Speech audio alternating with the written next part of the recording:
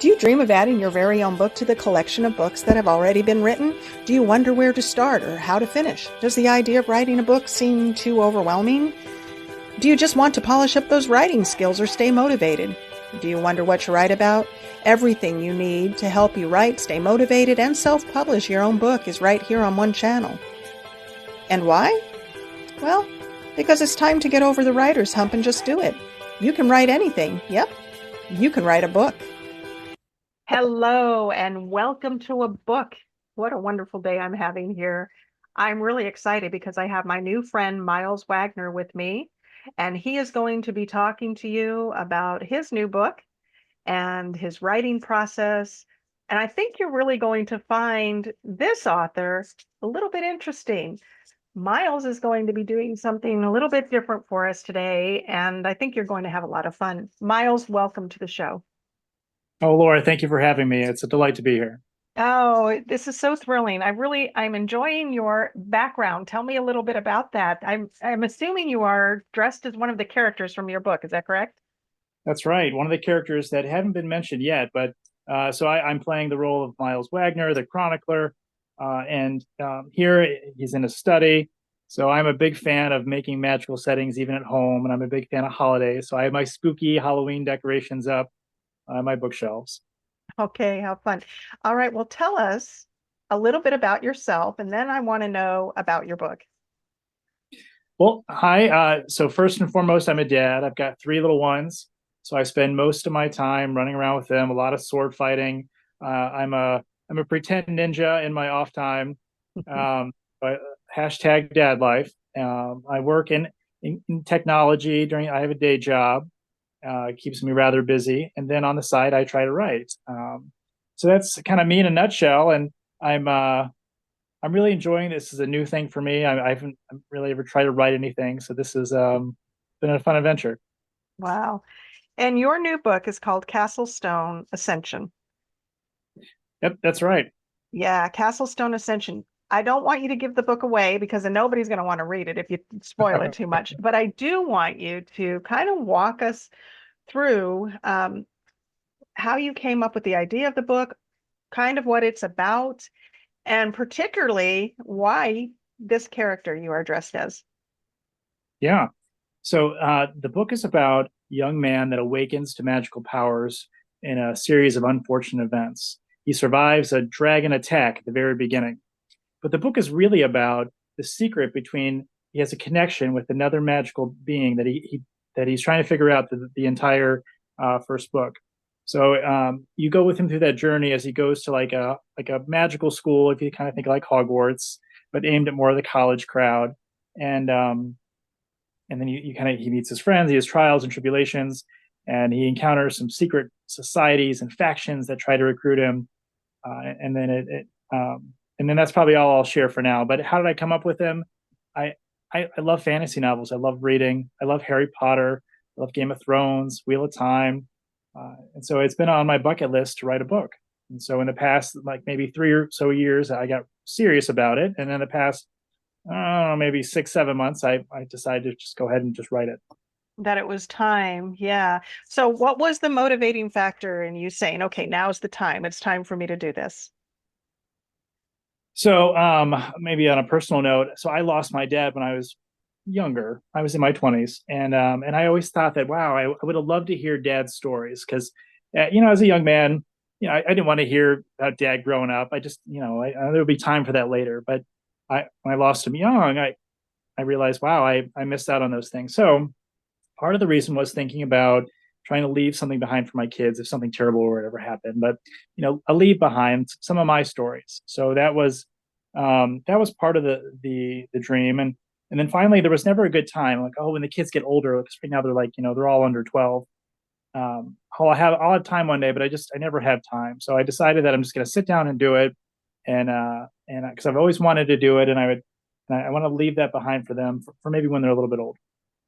Yeah, that legacy, something that they can remember you by, right? Yeah. Right. Yeah. So, on that note, then, do you think that you've done a pretty good job of leaving behind some stories for your children, not just your book, but about yourself too? What I'm trying to do with with a book is weave stories in from my maybe later college years, and the main character will go through these events, but one day I'll be like, yeah, that actually happened. So I'm hiding family stories between my wife and I, how we met and how we fell in love. So I'm weaving those in, and then one day hopefully they might appreciate them. Oh, wow. That's really a neat way of doing things. I love it. I love that. Thank So, you. you said the last, what, 6 months, I think you said, was when you got really serious about buckling down and working on this book. What was your writing process like? Where did you find the time to do it? Because it sounds like you're pretty busy. And did you do an outline? Did you make notes ahead of time? What was your process? I really needed a kick in the pants to do it. So I think I get to travel for work sometimes. So I got to go on a trip overseas, the United Kingdom, and so I added on a few extra days to my trip. And I love old castles. I mean, I grew up with castles, like He-Man and Voltron and all those things. So Mm. I love old castle ruins. And so my plan was that I would go visit castle ruins in the morning, and then they close at 5. Basically, that's when they're no longer admitted people in. And then I went back to the hotel and I forced myself to sit down and write because I said if I can't sit and write here when I'm in this beautiful scenery, I'll never be able to write. And so that's really what got me serious was that trip. Oh my Um, goodness. Fantastic. I visited 21 castles over a few days. It was very fast, and driving on the wrong side of the road, that was quite an adventure. They do drive on the wrong side, don't they? They do, yes, yes, or we drive, however. Yeah, But it was one of the two. I know. I remember the first time that I was somewhere where they drove on the opposite side of the road, and I was just I couldn't handle it. jarring, yeah, It's really it's jarring. something. Yeah. Okay. So then once you got serious and you started, was it, did you make an outline when you got home, or did you just sort of word vomit? That which is, I know it's a terrible phrase, but a lot of writers write that way. So how did you do it? Yeah, so I'm an outliner. So I wrote out the outline and I got the bones of it, and then I wrote like the first 10 chapters, and I hated it. I was like, oh my goodness, this is terrible. Oh I no. can't start here. So I scrapped that one, and then the second draft of the first 10 chapters started coming along better, and then I made a decision to start on an action sequence because I think I started on like an old memory, but I'm like, no, let's just start in the action, and so that's what really helped me. So I crafted an outline, and then but what I've also done was I'm trying to hide hints for the entire series. I'm planning like maybe a 9 book series.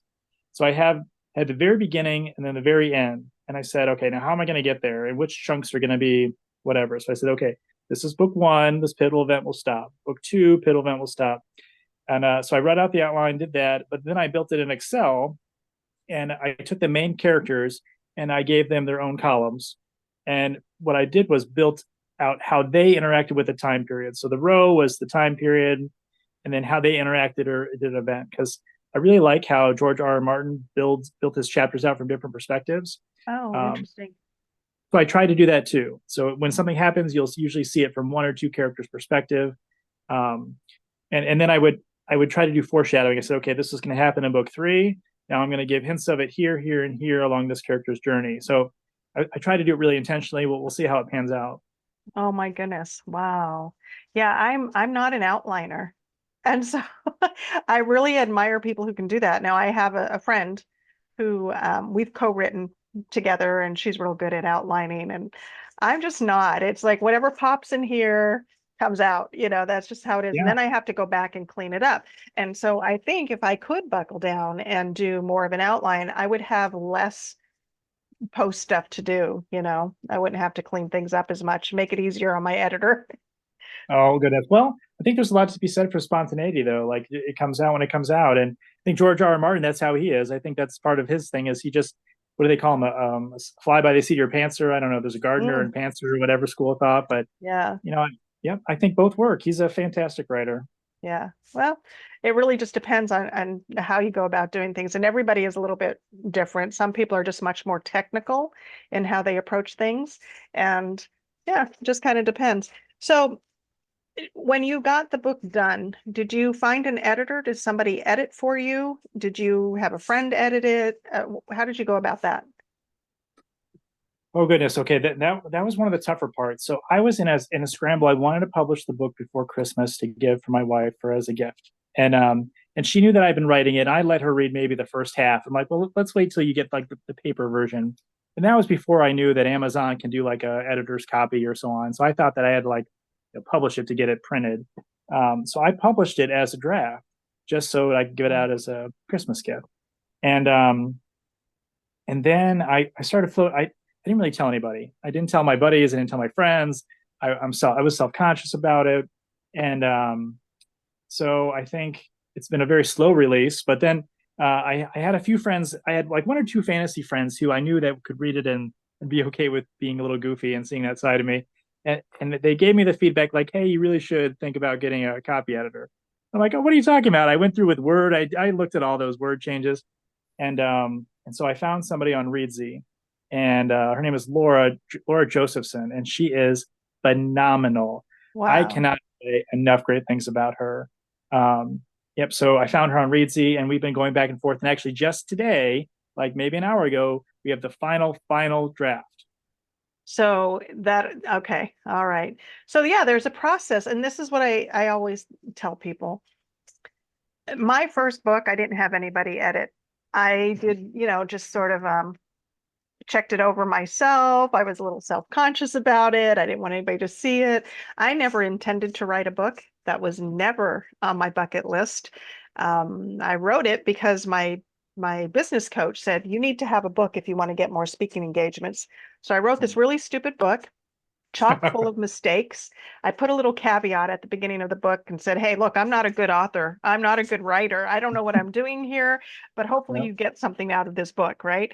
And got the book back. And of course, it had tons of errors in it. And one of these days I will remove it and maybe fix those mistakes. But the thing is, it serves as a reminder to me. And once I got that book and I said, hey, this wasn't so bad. I think I could do this again. And I started doing Mhm. more. I learned, and I can go back and look at some of those mistakes, even though they're gosh darn embarrassing. I can look at those and say, look how far I've come.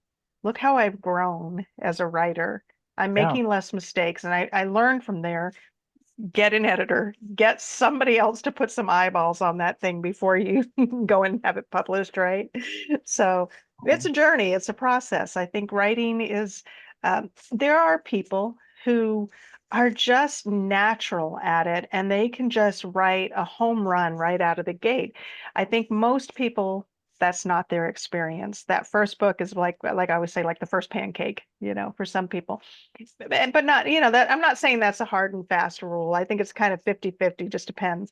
And then there are people who have a really good book, but they sit on it forever because they are self-conscious, because they're afraid, oh, what are people going to think if they read this? They're going to sort of have an inside scoop to the workings of my mind. And do I really want them knowing what I think about, all of those things. So it sounds to me like maybe you had a little bit of that, Mhm. but you went Oh yeah, ahead and said, absolutely. okay, I need to have somebody else look at this. What was that like? Oh, I think well, it was very eye-opening. So I work in business, right? So my writing is in emails, usually a paragraph or two. I haven't remember the last time I sat down and wrote like a real document. And I never write in like past tense. So I learned a lot of things that, I got some issues with past tense, and I didn't know how to use a semicolon. So my Oh, editor, she went through, and I remember getting the first round of edits back. I'm like, oh, she put a semicolon there and there and then so it became a running joke with me. And even on Twitter, I started saying, "Yep, me and my battles with the evil semicolon." the semicolon. Yeah. So I have a friend who's also an editor, and she's one I've co-written with. She is phenomenal.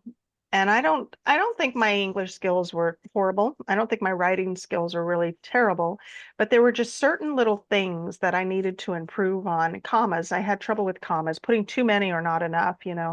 And so she just and she never said to me, "Hey, you're doing this wrong." She just subtly fixed those mistakes until I started to see a pattern. And I said, Yeah. "Oh, that's where the commas go." So Right. I Yes. learned, I Right. started learning from that. Yeah, it's kind of an interesting process. So I want to mention real quick, as we're talking about editing.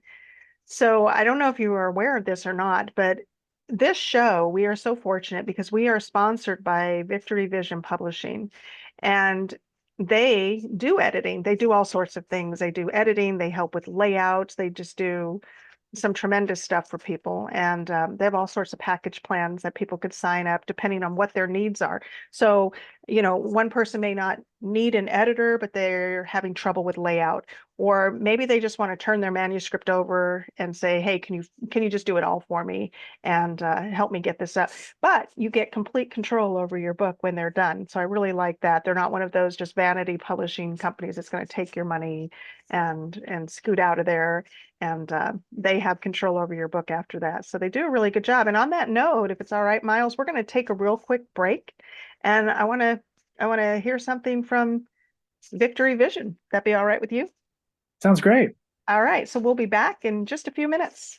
Hey everyone, are you stuck trying to figure out how to finish writing or publishing your book? Well, let me tell you about Victory Vision Publishing. Victory Vision Publishing is there to help you cross that finish line. They have package plans that are tailor-made just for your individual needs. They have learning opportunities where you can discover ways of overcoming some obstacles that you might have. Adam Fleming is a wonderful CEO, and they are a fully staffed team just waiting to help you edit, layout, maybe make a cover for your book. Go ahead and join their email list and check out some of the wonderful books and wonderful authors that they have already helped get published. Yep, Victory Vision is definitely the way to go if you feel stuck and just want some support in getting your book out to the world. You're only one book away from changing the world. victoryvision.org. We are back, and yes, I can't recommend enough. Go check out Victory Vision Publishing and see what they're all about. So sometimes people just get stuck. I've certainly been stuck in the writing process. I'm writing a book right now that I am just loving writing. I'm thoroughly enjoying it, but for some reason, somebody said it real well. They called it the long middle, right? I'm kind of in this, I know where the book's going to go, but I'm stuck because I don't want to write the boring part. Like, this is this transitional part where we get Yeah. to the fun stuff. And I'm just really kind of stuck. Did you ever find that there was a spot where you had some, writer's block, or you just felt stuck or it seemed hard and you didn't know if you were ever going to get through it? Actually, I'm kind of right there with you. So I'm in the second book, and I'm about a third of the way, well, at least what I think might be a third of the way through. And I just have not had motivation to write it. I think part of it's been just the editing process of this one as I refine it for the final copy, which, by the way, I'm trying to get out by St. Patrick's Day, and I'll be launching it on Mike's site, the relaunch, the big boy copy, the grown up copy. But yeah, I can't find motivation to sit down and write it. I think so. In my head, I'm thinking, let me just get this final version out, and then I'll just have that to think about and focus on. But I guess the other thing that I did not share is just the idea of marketing and getting your book out there. I had no idea. I mean, magically, I just kind of hoped that I was going to put it on Amazon, and the Amazon algorithms would somehow push it around. But no, that did not happen. So No. uh, it's been a tough learning curve. Yeah, and oh boy, let's talk about that. So, this channel is really dedicated to new authors and or wannabe authors, people who are contemplating writing a book and they have questions. And there are plenty of how-to videos out there, and we'll do some of those on this channel too. But how to upload your book and how to. But I think that Hollywood and even books have not done new authors a favor, because they paint this glamorous picture of you write a book and suddenly you're this famous author making millions of dollars, and that is absolutely not the case. And so, not to ever discourage somebody from writing a book, but my goodness, there is so much marketing involved once you're done with your book, because like you said, maybe you put it up on Amazon or wherever you're going to put it, right? Even if it's in a bookstore, I don't care where it is. You put your book out there. How do people know about it? Nobody's going to just magically have it appear in their cart on Amazon. Let's Right. let's let's talk about that for a minute too. While we're talking about Amazon, I want to go over to your book. Let's share that. So yeah, this is Myles' book. This is Castlestone Ascension. Who did your cover? I did. No kidding, really. So you must have some graphic design skills then. Yep, back in high school, I did part of the yearbook, and yep, I enjoy that kind of work. Wow. Yeah, That is really amazing. I'm going to have to remember that because that is where I suffer. I am terrible at cover creation. And so I've muddled through doing that on my own in the past, but I think in the future I'm going to go ahead and make sure that I have somebody more professional than me do my covers. So yeah, that is incredible. All thank right. you. So I'm discover the magic of Castlestone Ascension, the beginning of Dragon's Promise Saga. Do you want to tell us a little more about the story? You want to Yeah, tell us more so about that? uh, let's talk about where it came from. So I'm a lover of Lord of the Rings, Harry Potter, Wheel of Time, and Name of the Wind. I think that I do that one Name of the Wind last on purpose. That is probably one of my all-time favorite books. I highly recommend it. It's if people don't know about Name of the Wind, it's a book that focuses on a young man and his adventurers, kind of again coming into his magical abilities, and also using like the school as like a background. But I love that book. I love the way that guy writes. So Patrick Rothfuss. So when I sat down to write the book, I said I want to take all these amazing things that I've seen and love and try to weave it together in a new and different way. So I love the idea of the school. I'm an academic at heart. I'm a science. I have a science background. So I said let's do a background of school, kind of Name of the Wind, Harry Potterish. I wanted to be college age, and I wanted it to tie together with dragons. I love dragons. I've always loved dragons. No, did you watch Never Ending Story when you were young? Oh my goodness, yes, of course. Who didn't, right? Right. And Ah, Falcor, the luck dragon, right? yeah. Um, so that was my first love of dragons, and so I wanted to tie those things together. And one thing I wanted to try to do differently was magic system. I love thinking about fantasy magic stuff. I play a little bit of Dungeons and D&D, and so when I built my magic system, I used combinations of different things that I like. So one thing I'm very proud of in this series is how magic is approached, and it's a scientific approach. Actually, it combines chemistry, physics, and math, and in the math, there's like these geometries. Um, so I think that's really kind of the influences and how it came about. But it's an adventure between a young man finding his way through his new powers and discovering he has a connection to something profound and mysterious. Wow. So a lot of mystery in there. Is there much mystery in it? Yeah, I tried to do a lot of foreshadowing. So at the end, like Okay. say at the end of book nine, there's going to be like a big reveal, and so I try to put little hints along the way. And the saga is actually called the Dragon's Promise Saga. So throughout, we're getting glimpses of what is the Dragon's Promise and how did it come about and what does it mean and how does Brecken fulfill it. Okay, interesting. Now, so the character that you are currently portraying, which I think is so cool, um, can you tell us more about that character without spoiling it too much?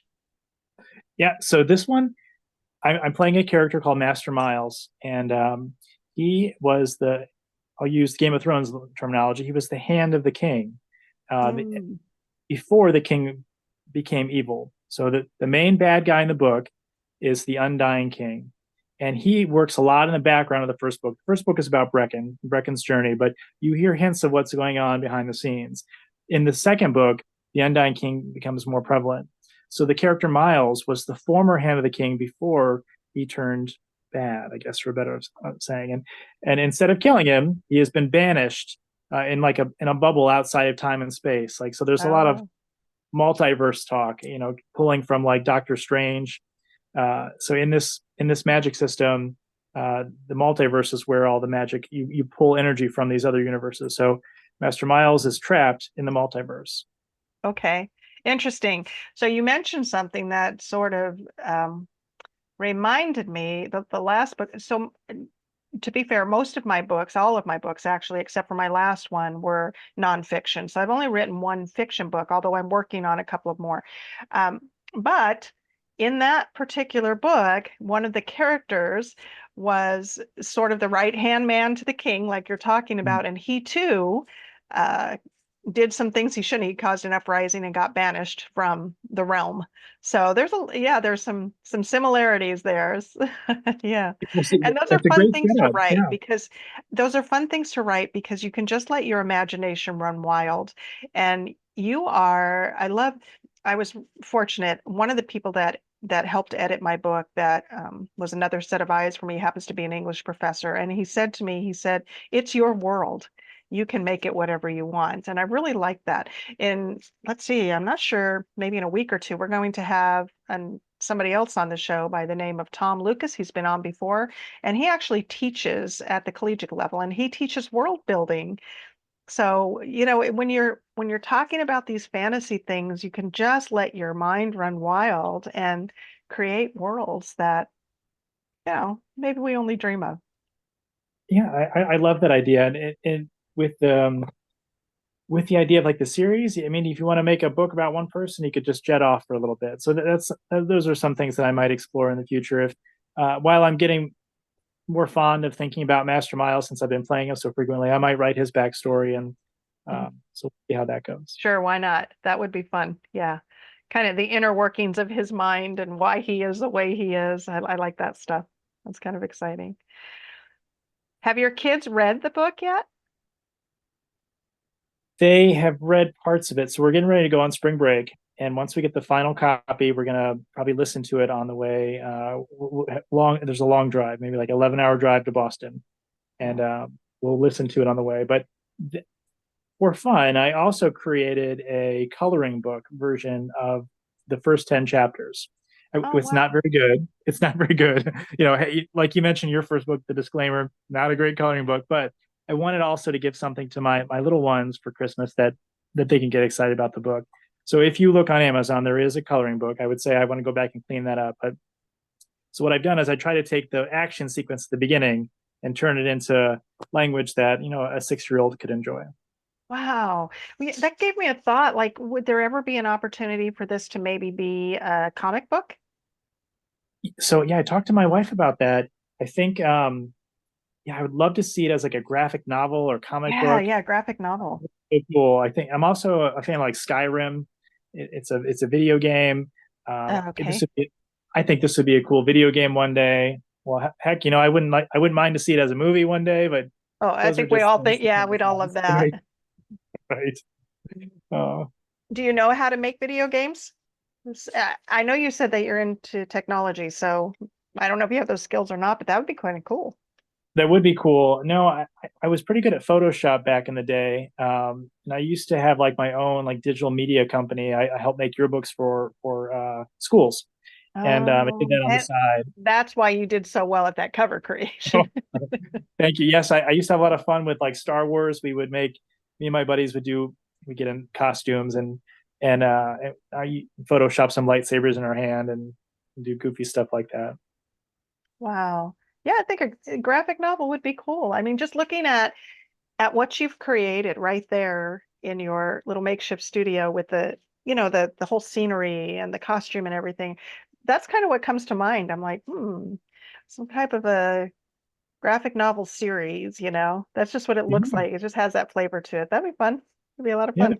Or video yeah. game or something where, level up, right? Right. Level That's up. right. So we were talking earlier about marketing and how difficult that can be. And I think I kind of got off track there, but this idea that you write a book and people are just going to flock to it and suddenly are this big success overnight. And I think one of the dreams for anybody who's written any type of fantasy book is that yes, it would someday become a movie. And I've often wondered, because that you have to market, you just have to market. But I've often wondered why we no longer live in a day and age where people have to ask permission to get their book published. And by that, what I'm saying is you don't have to send your manuscript off to a few dozen publishing companies and hope that somebody likes it well enough to publish it for you. Not anymore, not in the day and age of self-publishing, where you can just go ahead and do that. Why then are we all sitting around waiting for permission for our books to be turned into graphic novels or movies or, things of that nature? Maybe we should be doing that ourselves. Have you thought about making your own movie? That's intriguing. I think there's a lot of hot debate now around AI, right? Like, should Yes. we use it? Should we not use it? So I work in technology and I work with AI products, but I have been keeping my attention on things like the video capabilities. So the folks who made the Chat GPT and OpenAI, now there's a new product out there called Sora. And I don't know if you've seen any of those demos where they give it a text prompt and then it will create a video to it. I have not seen that, but I would be very interested in seeing that. And so with your idea, like, could we create our own movies? In theory, I mean, if things are progressing this fast, we went from, like text-based imaging, and in no less than a year, now we have video. Imagine what it'll be in like a year or 2 years. Like, uh, Exactly. so maybe that will liberate the ability for creatives to kind of have maybe it's resources, right? Like, so, could we hire a cast or a writer, or could I hire somebody to turn this into a movie? Probably not. I just don't have those funds. Exactly. Exactly. So I'm thinking more in terms of marketing. What if you just, so you can do drips of your book, you can put out just a chapter at a time now. Amazon has that capability where you can just put a chapter out or do a novella or something along those lines. But what if we did that with a movie, just put out a chapter at a time? And I know other production companies have done similar things, so this is not a brand new idea, but as a way to spark interest in the book. Now, obviously, if you put out a video, that's going to appeal to a lot more people in a quicker form because you can blast that video all over. Now they're going to get a little piece of the story, and that may interest them in the book. And I want to know what happens next, and so they go get the book. I don't know. Marketing is because we have to do it all ourselves. I think that it's an avenue to become creative in. Just Absolutely. just my thought. Are you active on TikTok much? So only recently, I mean, I watch a lot of TikTok videos and things like that, but I've never actually put a whole bunch up until just recently because my husband actually has another channel and I do all of his editing and stuff like that. And so we put a few things up on TikTok about our TikTok about our micro farm. So Oh, awesome. yeah. Well, so I like your idea about trying to put a chapter out about a movie. So what I've done, I've actually tried to do something similar on TikTok. You, I could create AI images from a chapter in my book. So I'll create like a scene, then I'll put 5 or 6 images together, and then TikTok has the ability to string those together with like fancy music, and so I've made book trailers. Then I've also tried to take snippets of like action sequences and recreate them using still AI images, but like in sequence. It almost reminds me of, do you remember back in the day you put the thing up against your face, you click the button, Oh and it goes from yeah. one scene to Uh-huh. the next? Yeah. It's kind of like the equivalent of that. But so I've given that a shot, and that's one thing I've tried to do on TikTok to expose people to the world. How's that going? I'm very curious about that. Like all things marketing, I think it's tougher. Like, I see people out there with 1 million views, and like, wow, okay. So I have maybe, I don't know, 1,000 followers in the past like 4 months that I've tried to, like, learn more about the community. But I would say that I get maybe 200 to 300 views per video, and maybe 5 to 20 likes per video, which I understand is in the little league category. Yeah. Do you But have any way of knowing if any of that has translated to book sales? I'm curious. so TikTok has a shop. I'm not advertising for TikTok, but I know they Right. have a shop. I have Mm-hmm. not done the shop, but with my book sales, I've noticed that it didn't really have any impact. It So didn't. Okay. I mean, I haven't really pushed the sales too hard because, like I said, I'm waiting for my final like big boy book to come out in a few weeks. But I've tried a little bit. Yeah, just have some fun. So I do not push for sales for my book because, like I told you, most of my books were nonfiction and they were designed for me to take with me to workshops and places where I was going to have speaking engagements and sell the book that way. I never meant for them to be books that you just, you know, Yeah. go read for pleasure until my last one. And the one that I'm currently writing, I'm writing a book that I initially started for my grandchildren about a young girl who goes out in the backyard and a squirrel pees all over her, and her little brother catches it on video, and the video goes viral. They end up having this reality show, and it's just it's kind of a fun book. I'm really enjoying that. And I'm thinking to myself, that's one that I'm not going to go run around on a circuit talking about and expect people to buy. So how am I going to market this thing? And I'm thinking, yeah, maybe do some little mini videos on TikTok or something. I don't Yeah. know. And if you find someone else who is like, I guess I'll use the phrase influencer. Like I'm a Mhm. I'm a Gen Xer, so let's just say I'm still learning all these things. So don't know if I'm using all the right words, but I've met a few really profound people who do cosplay. One of my favorite friends on TikTok, her name is Southern Mother of Dragons. So if people go on TikTok and search her, she dresses up as Daenerys Targaryen from Game of Thrones, and she is fantastic. She has a great crowd, a great following.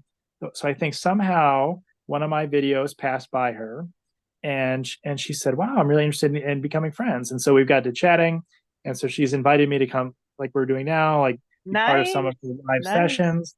So I think that that's part of the other thing around marketing is finding other people who might help you promote your book. You just got to find people. 100%. 100%. And I think because writing can be a very lonely sport, if you want to call it that, it is very isolating. It's a very lonely road to walk down, and getting into community and finding like-minded writers is so important. I can't stress that enough. I've really appreciated some of the Facebook groups that I've been in because I've connected with other people who I've shared some of my writings with, and so what do you think about this? And they can give me feedback, or just meeting people like you, just getting to meet all of these wonderful authors that the world might not otherwise ever get to hear from. There are not enough places for authors to have a voice, I don't think. So connecting with people, and when you're struggling and saying, "How come I threw my book out there and nobody bought it?" And to hear everybody else say, "Yeah, that's kind of how that happens," makes you not Right. feel so alone. Absolutely. Yeah, and that's great advice. I'll echo the same thing. It's something I wish I would have done was join the social media community earlier and found people who were in similar boats. So I didn't actually make my Facebook page or my Twitter until after I published. And so it was maybe around like, mid-December, January. So I'm still pretty new myself, right? Um, but what I was able to do is find other people who look like they're in the same boat as me, just publishing, and I made friends. I made about 10 good friends through that. So if other folks who are watching this, I highly encourage you to go out there and look for people that you enjoy their work and just say hi. They're all people, right? It's a great opportunity to make new friends. Yeah, that is wonderful advice. Some communities, when I was first writing, I lived in a very, very small town, and we didn't have like a writers club or a writers group. But I have since moved to a larger city, and there are opportunities now for me. I haven't done it yet. I need to take advantage of that. But there are opportunities in a lot of places to actually, get together with people. And it's not just great in helping you enhance your own writing and maybe even be those eyeballs for somebody else's writing, but it's a great way to network and socialize with like-minded people, I think. Absolutely. I mean, because part of this, my cosplay and stuff, I enjoy with my family and tight knit group of friends. I'm a little bit self conscious, just to like my work friends will hopefully never see this video, but Oh, but it's good to find people out there you can share that side of you, and I don't know. I guess just feel the creative freedom to kind of really indulge in it. So like, well, yeah. I don't get to dress up in cosplay often, but I do enjoy it. I do enjoy the idea of a new world. So I'm grateful for That that. that whole escaping to another fantasy realm is just, yeah. I think we It's we great. all want a piece of that. We all want to be able to do that. For some people, it's reading. And so they can Yes. read your book and get to escape. But for other people, it's the writing that helps them escape. It sounds like you do both, though. You read and you write. Yep, read and write. I love reading. I have a book club with one of my best buddies, so we've been tearing through books for the last, I don't know, 6 7 years. Right now, over there on my shelf, what is it? The Rage of Dragons. I'm supposed to be reading by Evan Winters.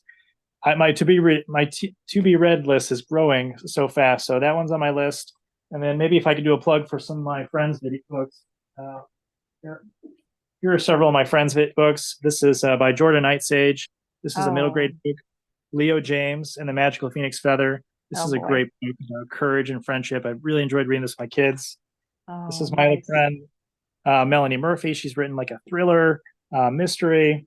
Um, AJ Williams, kind of a archaeology What is mystery that one? book. Christopher, what I couldn't read what is that? Christopher Plummet and the Eye of Horus by AJ Williams. The Eye of Horus. Okay. All And right. then my last one, this one I just started, Albert T. Franklin, Searching for Zen. So I think he's also in the science, Mike's group. Him and Jordan are in Mhm. that.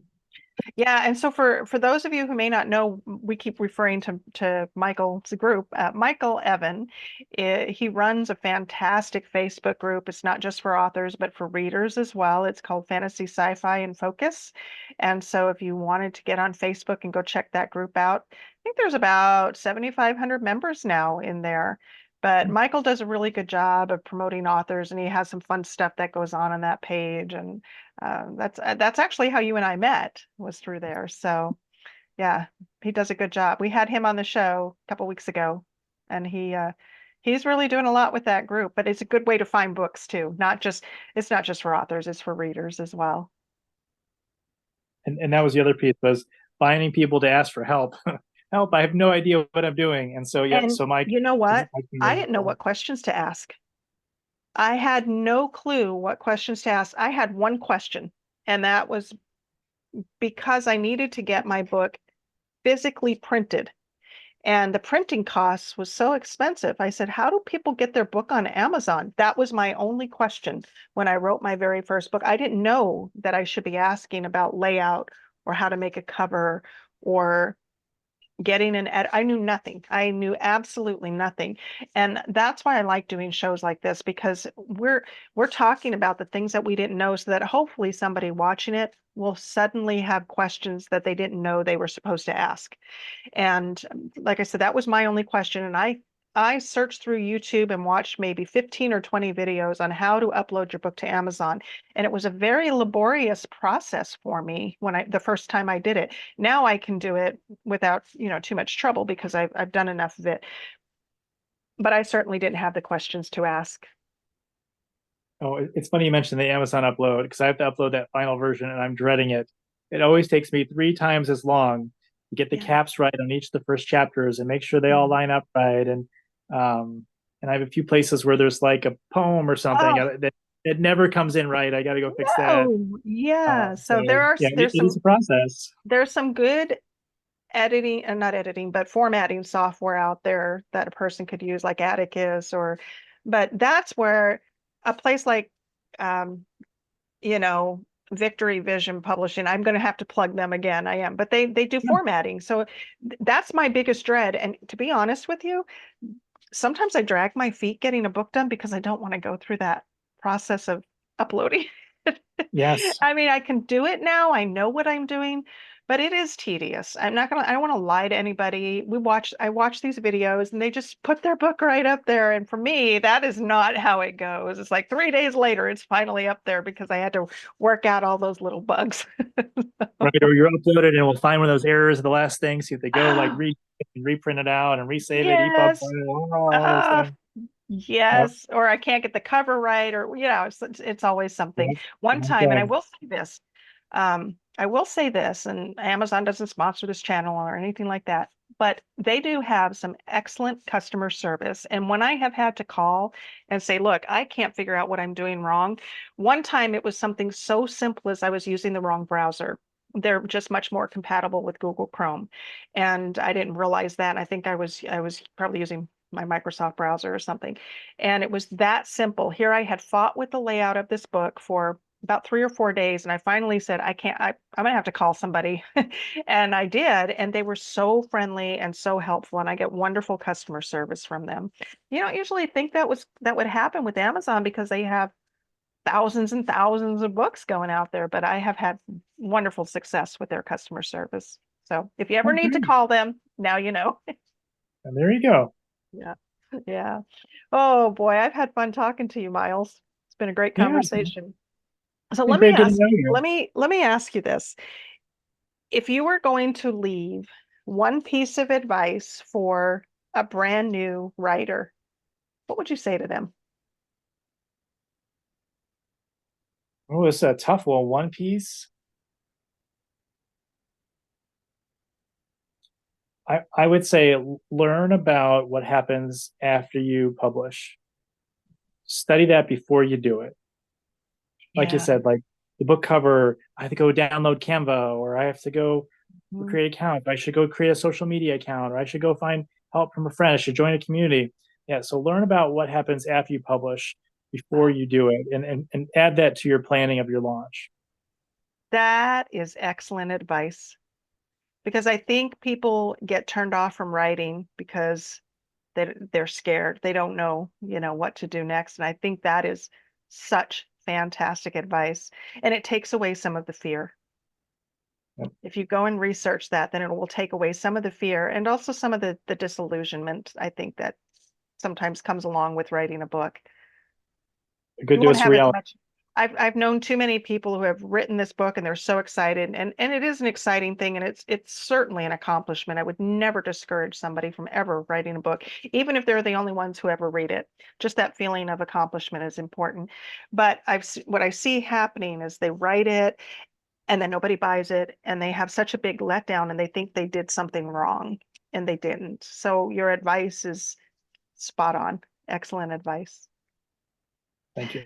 Miles, I've had a lot of fun today, and I love what you've done dressing as a character, and really I love how you're promoting your book. I love your book cover. I want to share it one more time. We're going to go on over here and just show people one more time. If you're looking for a good read, Castlestone Ascension is on Amazon. We'll leave that link in the description of this video and go check it out. Yeah, Myles Wagner, you've just done such a fantastic job today, and it's been a pleasure. I thank you so much for having been here. Oh, Laura, thank you for having me on your show. It's been great getting to meet you, and hope that I'll see you on Mike's page, and we'll continue our adventure. I'm sure we will. Well, listen, you've been watching a book today, and you've heard from Myles Wagner, and you've learned about his book, Castlestone Ascension. I can't recommend enough that you go check that out. Thank you for being with us today, and as always, have a wonderful day, and God bless.